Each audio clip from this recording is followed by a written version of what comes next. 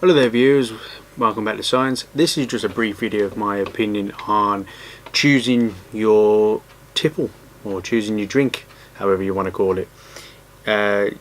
You know the score, when you're 18 years old, you're buying your first beer. When you walk into the pub, usually with your old man, you're wondering what to choose.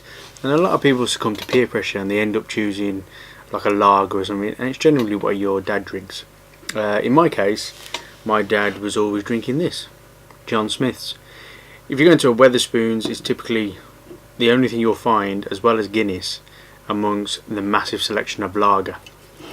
Now, what I mean by that is, generally a pub, usually a Wetherspoons, will be filled with things like Carling, Carlsberg, Foster's, and then they go slightly more extravagant, shall we say, Heineken, and sometimes Amstel, sort of slightly more upmarket. And then even if, depending on where you go, if you go more of a bar, then you'll usually find things like what's it called now, Peroni. It's a bit more upmarket. And then again, going off that, you'll see the odd occasion where you see things like San Miguel, Estrella and Budweiser, but I don't often see Budweiser on tap. It's more or less bottles. But yeah, it's usually the Carling, Foster's and Carlsberg.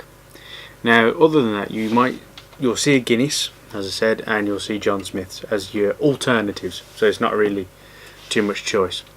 Now if you're not really an ale drinker, you'll see down the end of the bar, ale has been associated with the old man sort of drink. It's generally brown beer and, you know, not carbonated, flat maybe. But now craft beer has obviously become popular, so you got a lot of them bars popping up, and they're generally fruity in taste, tropical, citrus, that kind of thing. But if you walk into a pub, I've got a couple of recommendations you might want to try. If you're normally a lager drinker, try a couple of these that I'm going to give you now. Generally a safe bet will be HPA by the brewery Y Valley. That's more or less a cross. It's like a golden ale, and it's a reasonable cross from lager into ale. Not a similar taste, but easy, middle of the road ale. Nice, comfortable drink if you're normally a lager drinker. Another one, if you're local to Birmingham, maybe try Pifflesnunker by Froth Blowers. That's again sort of a middle of the road but nice tasty beer. And if you're in a Black Country Ales pub, again I'm speaking from where I'm from, you can try Black Country Ales BFG, again another golden ale worth a try. And again they're just middle of the road sort of drinks, so not too shocking if you're normally a lager drinker. Not brown beer, not really extravagant in flavour, just a general nice smooth sort of drink which you can enjoy all year round. But lager for me is better enjoyed when it's hot, so the sort of drinks are sort of there reasonably cold. When it's hot, it's probably best to enjoy those. So they're my recommendations.